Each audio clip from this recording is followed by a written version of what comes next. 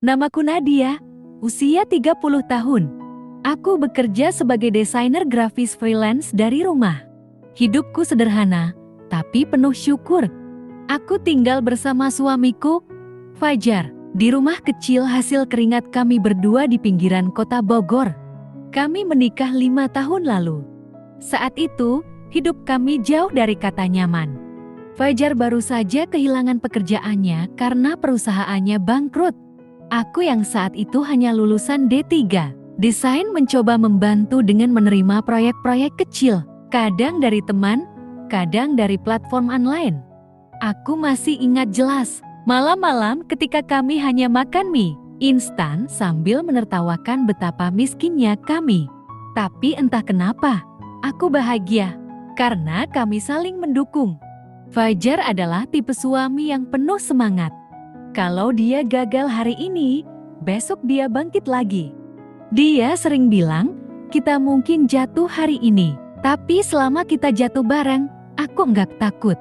Kalimat itu selalu jadi penguatku. Dulu, aku sering mendampingi dia melamar pekerjaan. Dari satu perusahaan ke perusahaan lain. Kadang harus menunggu seharian hanya untuk wawancara 5 menit. Tapi aku ikhlas. Karena aku tahu, Fajar juga berjuang, bukan hanya untuk dirinya, tapi untuk kami. Lalu tibalah satu titik terang. Fajar diterima di sebuah perusahaan teknologi sebagai analis data. Gajinya tidak besar, tapi cukup untuk membuat kami bisa menyicil rumah mungil yang kini kami tempati. Dia berubah menjadi sosok yang lebih percaya diri. Bahkan sering memberiku kejutan kecil, bunga di meja kerja, secangkir kopi, atau masakan sederhana hasil belajar dari YouTube. Waktu itu, aku merasa dunia akhirnya memihak kami.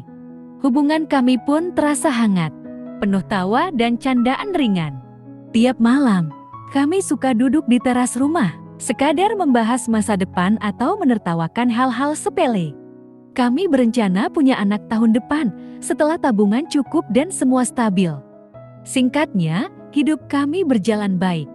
Aku merasa dicintai, dihargai, didengarkan. Tapi aku lupa satu hal. Selama ini kami hidup berdua saja. Dan segalanya terasa mudah. Sampai orang ketiga itu datang. Bukan perempuan lain. Bukan selingkuhan.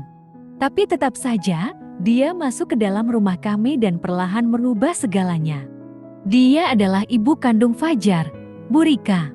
Hari itu, aku baru selesai menata meja makan ketika Fajar pulang dengan mobil sewaan, bukan motornya yang biasa. Aku sempat heran. Dan rasa heranku berubah menjadi kebingungan saat kulihat beliau turun dari mobil, membawa koper besar dan wajah yang letih. "Sayang, ini ibu, mau tinggal sama kita dulu ya, buat sementara," kata Fajar sambil tersenyum canggung. Aku menahan napas. Sementara? Seberapa lama sementara itu? Tadi aku dijemput di terminal sama Fajar. Kamu nggak keberatan, kan, Nat? Tanya Bu Rika dengan suara datar. Aku tersenyum, kaku. Nggak, Bu, silakan. Rumah kita rumah ibu juga. Padahal dalam hati aku panik. Jujur saja, sejak awal aku tahu Bu Rika tidak begitu menyukaiku. Saat pernikahan kami dulu, beliau bahkan tidak hadir. Alasannya sakit. Tapi entah mengapa, waktu itu aku merasakan ada alasan lain yang tidak dikatakan. Namun aku berusaha menghapus pikiran negatif. Ini kesempatan memperbaiki hubungan, bukan? Aku ingin menjadi istri yang baik, sekaligus menantu yang pantas. Hari pertama Bu Rika tinggal, semua berjalan biasa saja. Kami menyiapkan kamar tamu, dan aku bahkan memasak makanan kesukaan Fajar dan katanya juga kesukaan ibunya. Sop buntut dan sambal goreng kentang. Bu Rika makan tanpa komentar. Aku senang meski tak mendapat pujian. Tapi malam harinya, saat aku sedang mencuci piring, ku dengar suara lirih dari ruang tengah. Aku tuh nggak ngerti. "Jor, kenapa kamu harus nikah buru-buru dulu? Ibu yakin kamu bisa dapat yang lebih baik." Hatiku seperti disiram air es. Fajar tak menjawab. Hanya suara TV yang terdengar. Lalu, suara ibunya lagi, "Lihat rumah ini. Kecil, ibu sampai pengap. Dulu kamu janji mau bahagiain ibu." Aku menghentikan cucian, menatap genangan air sabun yang tiba-tiba terasa dingin sekali. Malam itu aku tidur lebih dulu, berpura-pura lelah. Fajar masuk kamar setengah jam kemudian, lalu langsung terlelap. Aku membelakanginya, memeluk diriku sendiri. Besoknya, pagi-pagi sekali, Bu Rika masuk dapur lebih dulu. Dia mengomentari semua hal. Kenapa aku pakai garam merek itu? Kenapa telur disimpan di kulkas? Bahkan kenapa aku masak nasi terlalu lembek? Aku mencoba menjelaskan dengan sabar, tapi komentarnya terus berdatangan, seolah aku tak pernah benar. Aku mulai merasakan rumah ini berubah. Dingin. Bukan karena AC, tapi karena ada jarak yang perlahan tumbuh antara aku, Fajar, dan ibunya. Dan anehnya, Fajar seperti tak melihat apa-apa. Atau mungkin dia memang memilih untuk tidak melihat.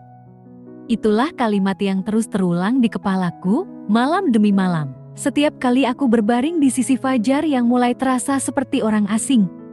Hari-hari berlalu, dan aku mulai sadar, rumah ini perlahan bukan milikku lagi. Bu Rika mengambil alih segalanya tanpa diminta, tanpa bertanya. Lemari dapur yang kutata rapi sejak awal pernikahan kami, kini diacak-acak. Piring-piring yang biasa kupakai disingkirkan, diganti dengan piring tua milik beliau yang katanya lebih enak dipakai. Ini baru cara nyimpan bumbu yang benar, bukan kayak kemarin itu, amburadul banget, katanya suatu pagi sambil menggelang pelan. Aku hanya tersenyum kaku, walau di dalam dada ada sesak yang tak bisa kutumpahkan. Aku tak ingin ribut. Aku pikir ini hanya fase penyesuaian. Aku mencoba mendekat, mengajak bicara, memasak bersama, bahkan menawariku untuk menemani belanja ke pasar. Tapi Bu Rika hanya menatapku datar dan berkata, "Nggak usah repot, saya lebih cepat sendiri." Fajar, dia semakin jarang di rumah. Katanya lembur, kadang pulang larut malam, dan langsung tidur tanpa banyak bicara. Kalaupun aku mencoba cerita tentang kejadian di rumah, dia hanya menanggapi singkat. "Nat, sabar, ya, ibu kita sudah tua. Dia nggak enak badan juga, maklumin aja." Maklumin, itu kata yang makin sering dia ucapkan. Tapi siapa yang memaklumi aku? Puncaknya terjadi di akhir pekan. Aku membersihkan kamar tamu saat menemukan koper. Bu Rika masih penuh dengan baju tapi bukan koper. Untuk liburan, seperti yang kukira di awal.